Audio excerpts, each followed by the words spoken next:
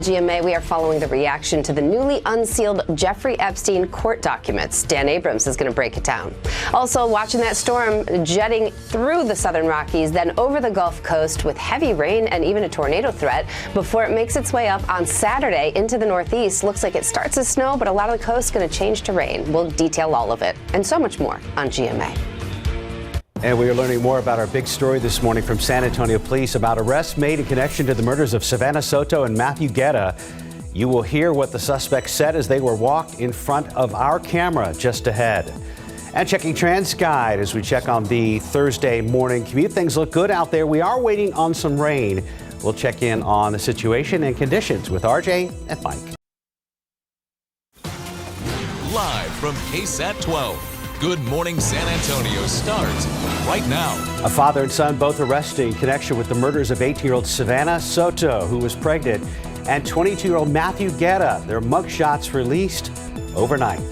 San Antonio police say the murders of Soto and Guetta just days before Christmas appear to have stemmed from a drug deal. That father and son face what may be a growing list of charges in connection with the murders. Katrina Weber is live outside the Bexar County Jail. And Katrina, we know police released surveillance video of the suspects. Is that what helped them track them down? Well, not exactly. They say that video did generate a lot of talk, but most of the leads that they got from that did not pan out. Instead, they say they got the information from one of the victims' cell phones. Oh, always fake news, huh? That car right there. Are you sorry for what happened? Anything to say to your family? We have the right suspects in custody, both him and his 19-year-old son, Christopher Preciado. Now, Christopher is accused of actually killing Matthew Guetta and Savannah Soto, who was pregnant. He faces a capital murder charge. The charge against his father has to do with helping to move the bodies. Police say those victims were shot dead December 21st during a drug deal, but they found the bodies days later in a car parked at a Northwest Side apartment complex. Although police released surveillance video of the suspects, again, they say information from Soto's cell phone is what helped them identify them, and they tracked down both suspects at home last night.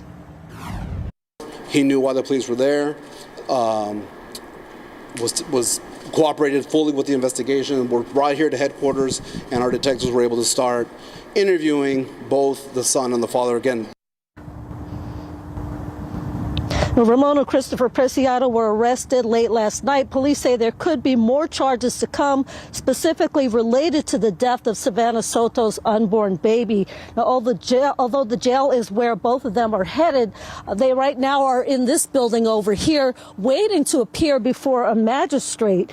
Now, usually with an arrest like this, we can get an affidavit for a peek at more details on the case, but I was told that those court documents are not available just yet because those suspects have not seen a judge yet. We will be trying all day long to get a hold of that paperwork so that we can get more details on this case.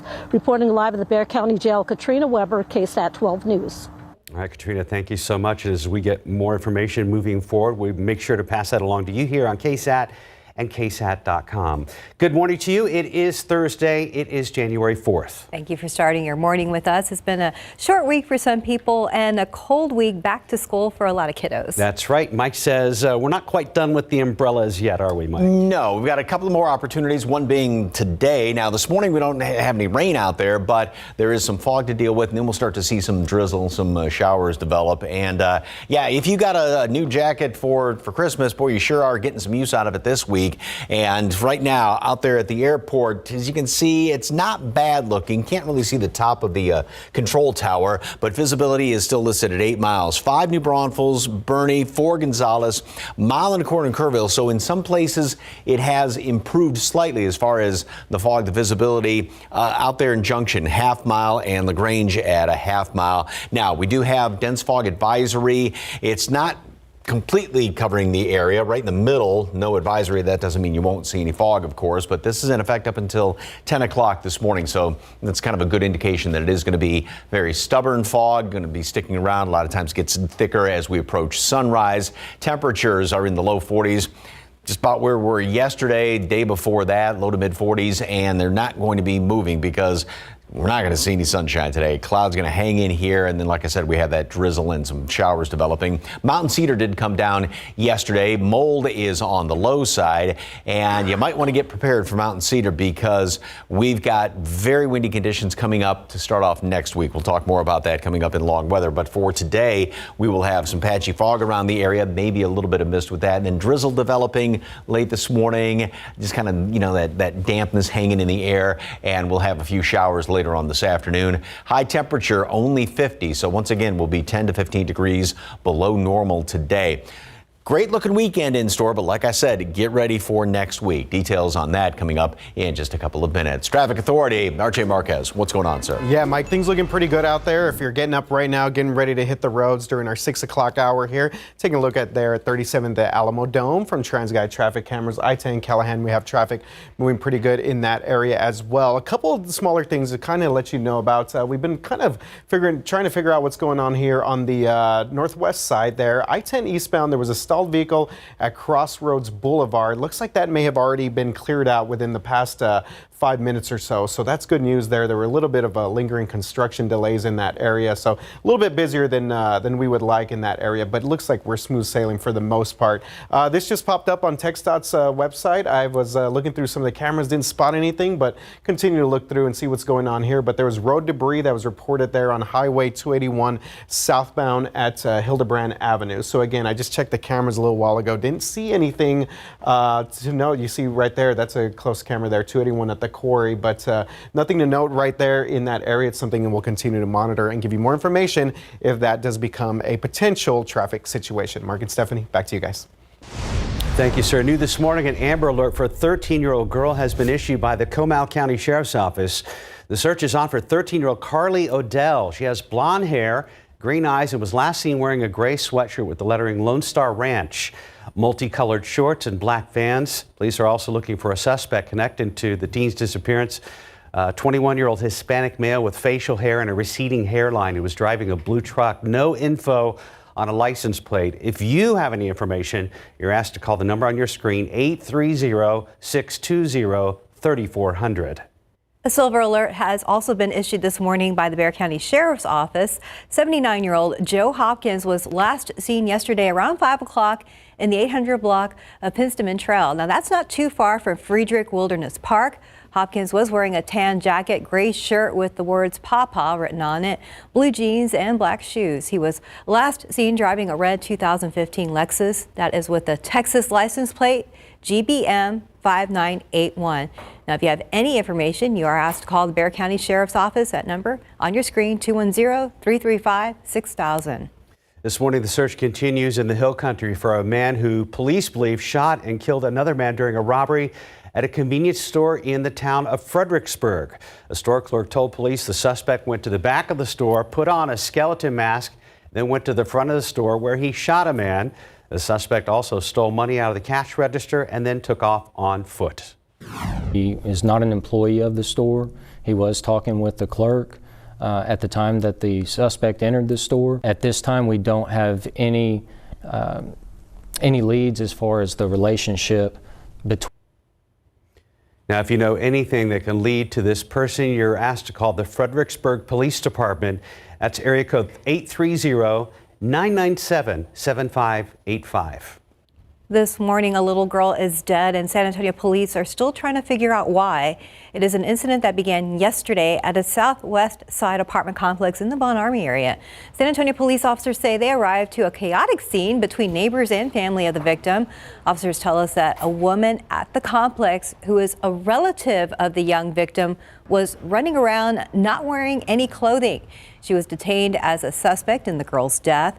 As officers question that woman right now, the only information police are telling us about the girl's injuries is that she suffered trauma to the torso.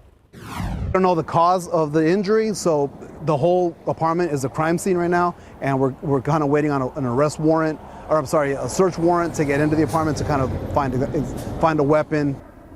This is a developing story. We'll bring you updates on air and online at ksat.com.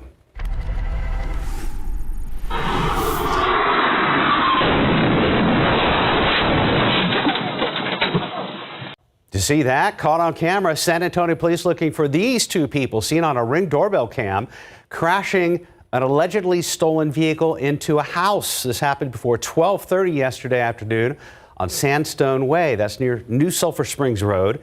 After the two men get out of the car, one of them comes back to get something out of the passenger seat. We spoke with a man who does construction in the area who says he saw the crash as it was unfolding. I was on my way back from getting lunch actually, and pulled in the neighborhood, came in and found two guys running away from the car. I went to try to stop them, saw that they had a gun, so I kind of backed off and called 911. We also learned that there were people inside the house at the time of the crash. Thankfully, no one was hurt. Again, police still looking for those two men. If you know anything about them, call police. Now to the border, the Justice Department is following through with suing the state of Texas over the new immigration law, also known as Senate Bill 4. The new law allows Border Patrol agents to arrest anyone suspected of crossing the border illegally. The Justice Department's lawsuit accuses Texas of violating the federal government's authority over immigration enforcement. In your morning health headlines, San Antonio has received a gold medal for public health policies. That's according to the City Health's rankings of public health policy. San Antonio is one of 7 cities nationwide and the only city in Texas receiving the recognition. City Health reviews and awards the nation's 75 largest cities with gold, silver, bronze, or no medals for passing policies that improve the health and well-being of residents. This year, the gold medal recognition is an improvement from last year's overall bronze medal. The South Texas Blood and Tissue Center is urging donors of all blood types to give blood as the holiday season has made it challenging to meet patients' needs. Now, people who give blood or platelets in January will receive a I Donated t-shirt to track life-saving contributions. Now, those interested in donating, you can call 210-731-5590 to make an appointment, or you can visit southtexasblood.org. 11 minutes past the hour, 46 degrees. The world's first indoor smart smoker, how to use it, and how much it's going to cost you coming up in Tech Bites. Many of us wake up waiting to drink that hot cup of coffee. We know the disappointment when it gets cold. Coming up, you'll see products that keep your cup of joe from losing its steam. Looking out there with live cam, we are starting your Thursday cold at 46 degrees. It's kind of going to stay cool throughout the day, so be prepared with that jacket. We're going to get a check-in with Mike very soon. Sarah Wallace needs her coffee every day, all day. I drink like 4 to 6 cups a day. And this is her favorite mug. It's cute, but more importantly, it keeps it warm.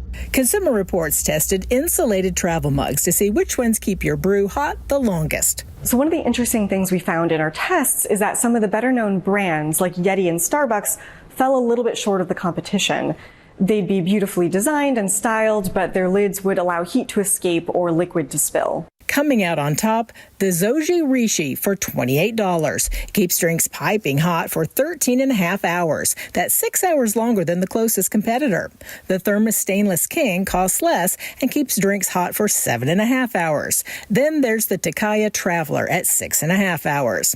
If you like to brew a pot of coffee in the morning and enjoy it throughout the day, you want a coffee maker with a carafe that keeps the coffee hot for hours. Top rated for coffee makers with a glass carafe is this Cuisinart touchscreen 14-cup programmable. If you prefer a thermal carafe, CR recommends the Technivram Mocha Master KBT. For what it's worth, testers found that after 1 hour, coffee was hotter in a glass carafe on a hot plate than in a thermal carafe. Marilyn Moritz, KSAT 12 News. 6:16. And it looks like there's problems off of Loop 410 in Ingram. Let's check back with RJ Marcus. Yeah, guys, just like that, we have a pretty major crash here on the west side. So it's going to be affecting our drivers around Ingram Park Mall and obviously maybe people that are going out to Holmes High School right now. So we're looking at the eastbound lanes there at Loop 410 at Ingram Road. You can see that we have a fire truck out there. Just got off the phone with TransGuide right now. They say that they do believe that there are multiple vehicles involved in this crash, and you do see some of the debris here on the road. Now, there is traffic in through here, so we do have at least 2 of the main lanes blocked here on the far right-hand side. if you're looking at it from this direction here, and we actually see this fire truck now kind of moving out of the area. So maybe give us a better indication exactly of what we're looking at here. But traffic is moving through there, so that is good news.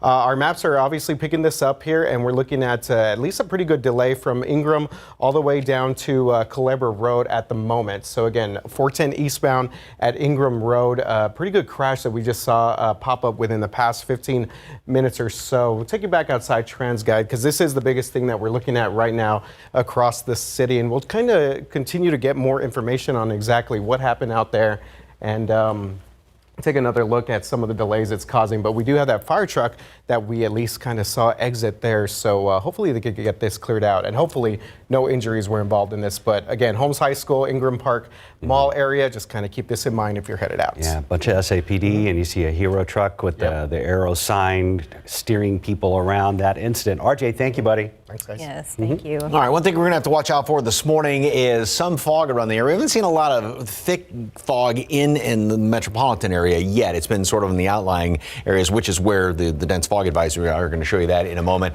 It's that damp chill once again, though. I mean, it is just, you know, that all that humidity, as I say, sneaks down the back of your neck there. A little bit of fog, maybe some mist if there is the fog, and then we'll see drizzle developing late this morning, noonish here and there, and a few showers later on this afternoon. High temperature once again only 50 degrees, normal high 63, so it is definitely going to be on the cool side today. All right, take a look outside right now, and you can see that we've got pretty good conditions out there by the airport with, well, there's no fog showing up, maybe off in the distance, a little bit of reduced visibility. And as far as the humidity, which relative to the temperature is very, very high right now, that's going to be dropping down. We get a front moving on through here early tomorrow morning. We get those showers overnight tonight, and then that front is going to dry things out. So with this very low humidity over the weekend, that's going to make for a gorgeous weekend. Also, with the drier air, that's going to allow things to really heat up. So we are going to be in the mid then to upper 60s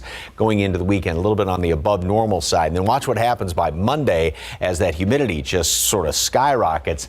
That's preceding the next front. Now, with all that humidity in here, that's going to help with some showers and maybe even a couple of thunderstorms. And then that drops like a rock in behind the next front, which moves on through here. That's going to be Monday, and the drier air will continue to filter in on Tuesday, overnight into Tuesday. Here's the first disturbance off there to the west of us. That moves across up to the north, so we're just kind of on the straggling end of the rain.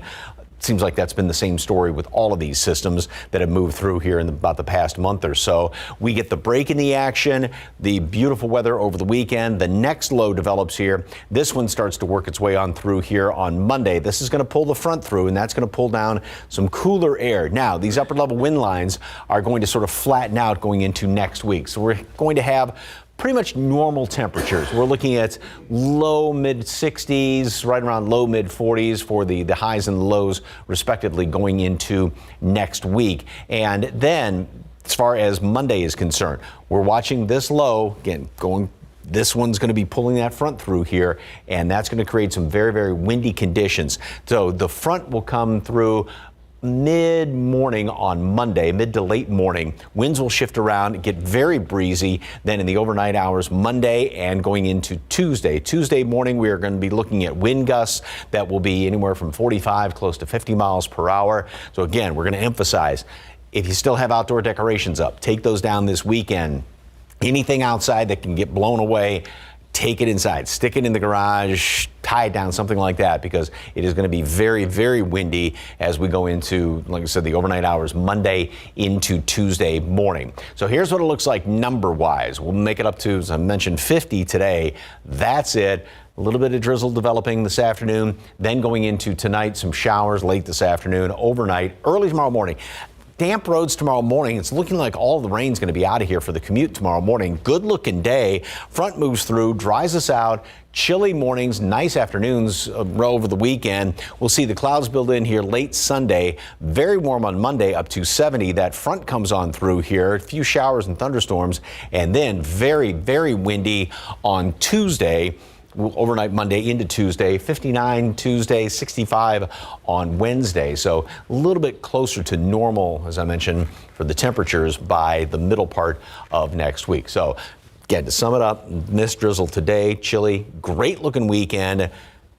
Take down anything outside that can be blown away because it's going to be windy Monday and Tuesday. Patio alert. Yes. Yeah. And even light patio furniture. Your plants. Sarah and I were talking yesterday. Yeah. If you have trampolines outside, tie those things down too. They can get blown around. Thank you, Mike. 622, 46 degrees. We'll be right back. We're traveling all across America, talking to people about their hearts. Who wants to talk about their heart? How's the heart? How's your heart? How's your heart? It's good. Is it? I don't know. It's okay. It's okay. Yeah. Good. You sure? I think so. How do you know? It doesn't come with a manual and you're like, oh, I got the 20,000 day checkup, right? Let me show you something. Put 2 fingers right on those pads. Look at that. That's your heart. That is pretty awesome. With Cardio Mobile, you can take a medical grade EKG in just 30 seconds from anywhere. Cardio Mobile is proven to detect atrial fibrillation, one of the leading causes of stroke. And it's the only personal EKG that's FDA cleared to detect normal heart rhythm, bradycardia, and tachycardia. How much do you think this costs? Probably in the hundreds. $79. Oh, wow. That could be cheaper than a tank of gas. This year, make a resolution to take care of your heart. Don't wait. Get Cardio Mobile today for just $79 at cardia.com or Amazon. Welcome back. Is TikTok targeting Amazon's turf? Bloomberg reports the Chinese-owned company is planning a major e-commerce expansion in the U.S. this year, increasing it about tenfold to $17.5 billion. The company also announced a jump for U.S. seller fees. Dell is set to debut a new 40-inch curved monitor at the Consumer Electronics Trade Show in Vegas. The 5K Ultra Sharp Thunderbolt Hub is described as 5-star eye comfort, and it goes on sale next month, costing $2,400. Sticking with CES, the world's first indoor smoker will make an appearance next week by the company GE Profile. So this is a countertop appliance that uses what's called active smoke filtration, which they say seals the real wood smoke inside the oven and apparently won't stink up your kitchen. We'll see. Retail price is just under $1,000. Maybe you can wait till the price goes down a little bit and try it out. I'm going to put in a purchase order with KSAT and see if they'll approve it. I already know the answer, but we'll see. It's worth a try. You never know. Of course. For story research. Right. Of course. Time now 6:26 and 46 degrees for now. Let's stay ahead on GMSA this morning. The latest on what we know about now former San Antonio Fire Department Chief Charles Hood and why he stepped down. Plus, terrifying moments for a district court judge out of Nevada after one of the men she denied bail for attacked her, and it was all caught on camera. And this is our big incident on the roads this morning. We actually see, again, a little bit of that debris at 410 in Ingram. RJ is tracking this for us. We'll be back. It's the story we've been following all night. A father and son arrested in connection with the murders of 18-year-old Savannah Soto and 22-year-old Matthew Guetta. 19-year-old Christopher Preciado has been charged with capital murder. His father, 53-year-old Ramon Preciado, charged with abuse of a corpse in the case. Now, more charges are expected to be filed. Katrina Weber is live outside the Bexar County Jail. And Katrina, we understand police are linking this to a drug deal. Well, that's what they've told us. Now, they say despite all of the talk on social media to the contrary, they believe that these two people are the only ones who were involved. One of the men in custody had trouble believing it himself. Always fake news, huh? The 53-year-old Ramon Preciado wanted to call the news fake, but the charges against him and his 19-year-old son, Christopher, are real. Christopher Preciado is charged with capital murder. His father faces a charge related to moving the bodies. Police say Savannah Soto, who was pregnant, and Matthew Guetta both were gunned down the night of December 21st during a drug deal. Their bodies were found days later inside a car parked at a Northwest Side apartment complex. Although police did receive a lot of tips after releasing surveillance video, they say none of those panned out. They found the suspects through information in Soto's cell phone. The individual, again, Christopher, we believe committed the murders of Matthew and Savannah, and then Ramon helped kind of dump the body. It appears to be a narcotic-related deal that went bad. The police mentioned that there could be more charges filed against the suspects, specifically involving the death of Soto's unborn baby. I mentioned earlier that both men were waiting to appear before a magistrate before ending up here at jail. Now, it appears that that process is in motion. Earlier, I had requested some court documents that may offer more details in this case, and I was told that they could not release those documents until those men had appeared before a judge. Well, I did just get those documents a few moments ago. I plan to go over them very carefully to find out more details about this case. Reporting live at the Bexar County Jail, Katrina Weber, KSAT 12 News. Thank you, Katrina. We will continue to follow this developing story. You can watch the entire uncut video of the arrest right now online, as well as a full interview with San Antonio police and what they're revealing about the investigation so far. It's all online right now at KSAT.com and the KSAT app. Let's officially say good morning to you. It is Thursday. It is January 4th. Thanks for joining us. Yeah, it's a short week. It's going by super fast, and it's exciting also. You know, the start of the year, quick week, and back to school. And as we were talking about leading up to this, that it was going to be a cool start to the year, and that's definitely living up to the billing. It is chilly out there again this morning. As you can see, it's a little hazy off in the background, but not any thick fog out there at the airport. 46 degrees, dew point 44. So those two numbers, of course, running neck and neck. A little bit of a breeze out there. Some of the ingredients in place for some fog. Castroville is down to 1.75 miles right now. 3 at Pleasanton, 5 New Braunfels, Bernie, and down to 1 mile visibility at Kerrville. More out there toward Rock Springs. Thicker fog up around Junction, Ozona, and some off to the east as well around LaGrange. And that's where on the kind of the bookends, if you will, where we have the dense fog advisory up until 10 o'clock this morning. So it will be sticking around. At times it will get thicker, especially over the course of the next hour, hour and a half, right around sunrise. Everybody's very consistent again this morning, thanks to the cloud cover, thanks to the humidity, like we've been the past few mornings. Mountain Cedars on the high side. It did come down significantly compared to the day before and the day before that when it was up to around 23,000. Now, just a word of warning for Monday and Tuesday. We are going to have some very, very strong winds. So it's looking like those mountain cedar trees are really going to get a shake coming up here starting off next week. Mold, by the way, is on the low side. Damp, chilly, some fog around this morning. We'll see drizzle developing late morning, noonish, and then that's going to turn into a few showers. Cool, only 50 if we hit 50 later on today. And then showers overnight. They'll be out of the picture by commute time tomorrow. We clear out, plenty of sunshine this weekend. Good looking weekend on the warm side, mid upper 60s. And then Monday, it's going to be warm. We have a few showers, a couple of storms around here. Big front moves through, and that is going to create those windy conditions. So not only is that going to be shaking up the mountain cedar trees, but it's going to be just taking anything that is not tied down and blowing it around your yard. So prepare for that this weekend. All the details coming up in just a couple of minutes. Traffic Authority.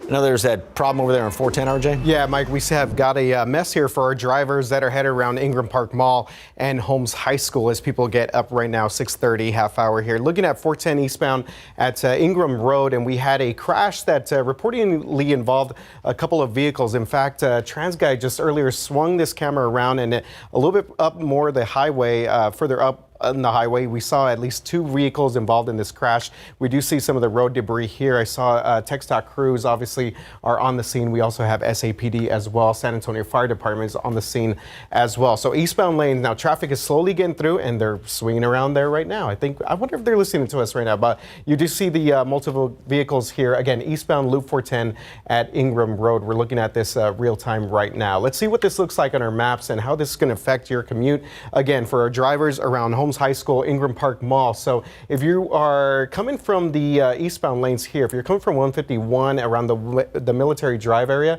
it's going to take you about 16 minutes to go about 2 miles. So just keep that in mind. You see the heavy delays there, even though traffic is getting through on those left-handed lanes there. You can exit Culebra Road, maybe go up Callahan. Oak Hill Drive is also an option there as well. But again, eastbound lanes, Loop 410 at Ingram Road. Major crash involving a couple of vehicles. Will continue to follow the very latest, give you more information. Mark and Stephanie, back to you guys. Thank you, RJ. After 16 years, Charles Hood's time as San Antonio Fire Chief is over. Hood stepped down from the department yesterday. New city documents show his leadership ended over a vulgar phrase that he admitted to using at least once with male fire department officials. Now, according to the documents obtained by KSAT, city manager Eric Walsh's office received a report of inappropriate comments by fire command personnel in November. Walsh's office brought in the law firm of Jackson Walker to conduct an independent investigation. That started more than 2 weeks ago. On Friday, December 15th, 8 people were interviewed, but it's not clear if that includes Hood. The independent investigation's final summary of facts says Hood admitted to using a specific vulgar phrase. Meanwhile, city leaders are speaking out about the inappropriate comments. Mayor Ron Nierenberg sent a statement to KSAT 12 sharing his support for the city manager and the investigation, saying in part, quote, "No matter the department or environment, people will be treated with equal respect and dignity in our city," end quote. District 8 Councilman Manny Pelaez says council learned about the investigation Wednesday just before city manager Eric Walsh sent out an internal memo and a note to the media. Anybody who violates any of the rules in our handbook, right? That's, it's serious.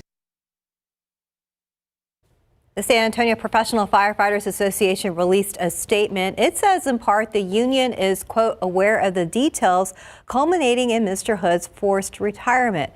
However, it will, quote, reserve our right to comment further until we have been provided assurances that all allegations have been thoroughly and professionally investigated. The union statement also says it is aware of, quote, numerous allegations against Hood's administration, but it did not outline any additional details. In your other morning headlines, the latest on the Iranian blast that killed dozens of people. Iranian officials say 2 bombs exploded, killing more than 100 people at a ceremony for a prominent Iranian general. It was the deadliest attack to target Iran in over 40 years. ABC's Gadget has the latest details on the deadly blast. Good morning. Officials are still trying to determine exactly how many people died. Some say more than 100. The Biden administration saying it's likely ISIS behind the 2 explosions, triggering panic on the streets of a crowded Iranian city. The 2 powerful bombs detonating during a ceremony marking the death of Iran's former top general Qasem Soleimani, killed 4 years ago by a U.S. drone strike. The scene outside a local hospital chaotic as the wounded are frantically lifted down from emergency vehicles and pushed into the hospital on stretchers. Officials say the bombs were placed in backpacks and detonated remotely, the attack killing scores of people and wounding over 200 more. Iranian officials immediately accusing Israel and, quote, criminal America. I would just tell you that we have no indication that Israel was in any way involved in this. The attack comes just 1 day after officials say an Israeli drone targeted and killed a top Hamas official, Saleh al-Aruri, in Lebanon, raising fears of a wider war in the region. Hezbollah's top leader calling the strike a serious and heinous crime that will not go without punishment. U.S. officials say they were not told in advance of the strike. Gadget, ABC News, Washington. Watch this, an attack on a Nevada judge caught on camera. It happened Wednesday morning in a Las Vegas courtroom. The suspect being sentenced for aggravated battery with substantial bodily harm prior to the incident. He entered a guilty plea during the hearing. Once the Clark County judge denied bail due to criminal history, he can be seen leaping over the judge's bench. Security jumped into action to restrain him. The judge sustained some injuries and her condition is being monitored. Right now, 6:40 on this busy news morning, 46 degrees. Sights and sounds from yesterday's All-American Bowl joint practice at the Alamo Dome. We're going to hear from the players about how they feel about the big matchup this Saturday. Welcome back at 6:44. These past few days, some of the nation's top talent of high school football players have been preparing for the All-American Bowl this upcoming Saturday. The East and West teams will square off at high noon on Saturday at the Alamo Dome. KSAT Sports' Nick Mantis went out to the joint practice yesterday. And Nick, there were some big-time names in the house. Hey guys, yeah, we got an opportunity to chat with the best of the best when it comes to the talent here at the All-American Bowl. Guys from all over the country who are so excited to play at the next level. But when it comes to the guys who are going to play at Texas universities, we wanted to know what it means to them to be able to play in a game like this. No, it's super exciting. Obviously, I'm on the west side, so got a lot of talent on this side, but then they also got a lot of talent on the east side. So today we got to do a joint practice. It was a lot of fun. Got to go against, like I said, some of the top guys in the country. So it's a lot of fun to be able to play against these top guys. So yeah, I mean, I love it. I mean, everybody knows the saying, iron sharpens iron. So it's like when you're going against another top recruit, D1 athlete, you know what I'm saying, you lose. So what? You know what I mean? There's not really too much for it. It's real fun getting to know a lot of guys that I've never met, or they live in different towns or states or anything like that, and also getting closer with the guys that are going to the same school as me. It's really stepping up the kind of level of play that I've been playing against in high school. Getting now more used to what it's going to be like in college, playing 4 and 5 stars at every position, the best guys in the nation. It's really fun. It's a good experience for everybody. So it's going to be an exciting showdown this upcoming Saturday where we see some of the best high school football players in the country going head-to-head. From the Alamo Dome, Nick Mantis, GMSA. All right, good stuff there, Nick. Okay, we have a major crash here on the west, kind of far northwest side, not far, west to northwest side here. Loop 410 north at Ingram Road. This is going to be affecting our drivers over at Holmes High School and also Ingram Park Mall. 2 lanes blocked here on the right-hand side, the eastbound lanes of 410. Want to show you this real quick on the maps because it's going to take you a while to get through this. We're looking at about a 16-minute delay for about a 2-mile drive if you were coming up from Military Drive up to Callahan Road and obviously past Ingram Road there. One other thing we want to let you know about, our meteorologist Justin Horn just came in and let me know about this crash. So I called TransGuide. This is I-10 West at Loop 1604. This is going to be affecting traffic that's going up to the Rim and the La Cantera area. So something that we definitely need to keep in mind as we make our way out. So Ingram, 410 eastbound, I-10 West, Loop 1604, kind of our big trouble spots this morning. And that one's in that construction zone, yes, too. high traffic areas. Thank you, RJ. And notice how that picture looks a little fuzzy, too. It does. So that's what we're dealing with is some fog. We had thicker fog earlier this morning, and it seems like it has thinned in a couple of spots. But now out there at the airport, really haven't seen much of anything as of right now. We do have a lot of low clouds hanging around here. You almost have to kind of squint to see it on this infrared satellite picture. It's this darker shade of gray. You can sort of see that moving around a little bit. Now, just off to the west of us, northwest of us, there's the next rainmaker for us. Another one of these lows, which is going to be working its way in our direction, but seems like it's been the case for the past month or month and a half that it's going to be taking a path a little too far to the north to do us really a lot of good. We will see some rain from it, but it's not going to be a whole heck of a lot. So we've got the clouds, some of the fog sticking around this morning. And then by early afternoon, notice how it's got a couple little green specks on here.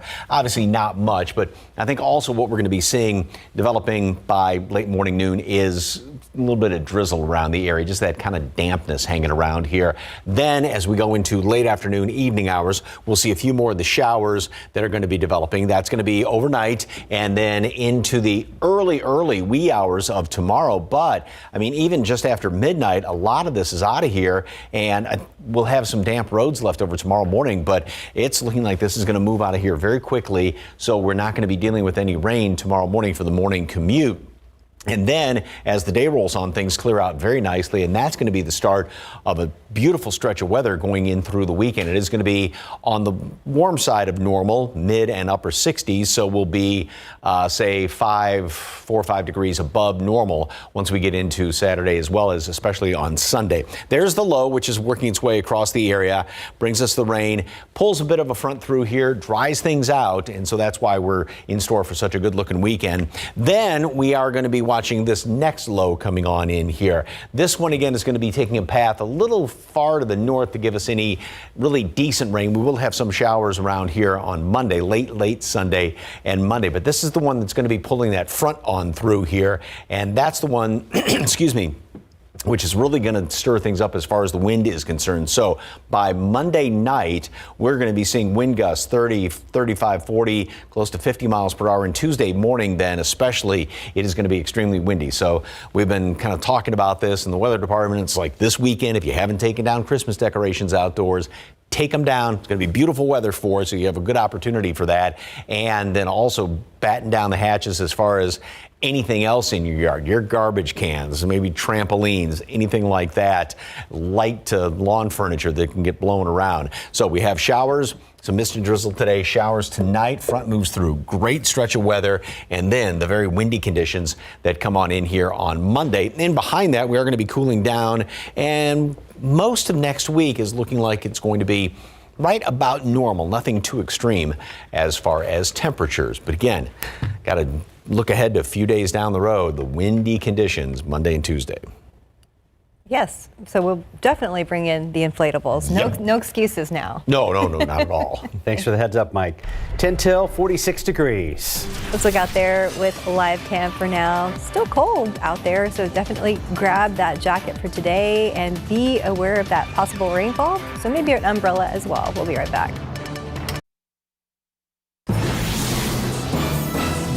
Good morning. Coming up here on GMA, we are following the reaction to the newly unsealed Jeffrey Epstein court documents. Dan Abrams is going to break it down.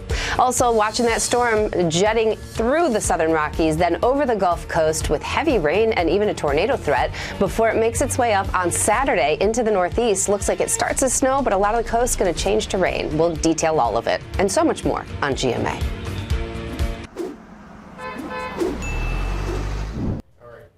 Hi. We're going to you, RJ. Okay, guys, we're going to wrap things up here, 6 o'clock hour. Loop 410 northbound here, eastbound at Ingram Road. We're still dealing with this crash that has shut down at least 2 main lanes here. Traffic is getting through, but again, a little bit slow going here. So we widened out our map here just to give you an indication of what type of time delay this is going to cause. We've added 5 extra minutes to our commute here. So again, a 2-mile stretch, and now we have traffic backed up all the way to 151. So West Military Drive's right here for this stretch. It's going to take you about 21 minutes right now. So if you have to head out to Holmes High School, this is just something that you need to kind of keep in mind if you are making your way out. So again, we have 410 Ingram. We also have a pretty good crash here at I-10 westbound at Loop 410, affecting traffic headed out to the Rim and the La Cantera area. And so something to just keep in mind. You're heading out in the near northwest side and far northwest side on your Thursday morning. Keep an eye out for some of the fog around there. Now, out there at the airport, everything's moving along very well. Over there at 10 at 1604, you saw it looked a little bit fuzzy. Heading out 90 west toward Castroville, you're going to run into some fog heading out in toward the Hill Country, down 37. So right in the metropolitan area, not bad, but kind of the outskirts, we're seeing some of this fog. And there is the dense fog advisory for the Hill Country, and then also off to the east and to the northeast up until 10 o'clock this morning. So we'll just be on the lookout. Even though it may not be foggy right now, it can get foggy very easily. Mid 40s on average, so very consistent temperatures right now. It is that damp chill out there. We're going to see a little bit of drizzle, kind of the damp conditions by noonish. A few showers around here then late this afternoon, overnight. We clear out tomorrow. Great looking through the weekend. Big story, though, windy on Monday, overnight, and into Tuesday. All right, we have time to prepare for that. Yes. Thank you, Mike. Thanks for joining us today. All right, the very latest on our top story coming up on GMSA at 9. Good Morning America is next, right here on KSAT 12.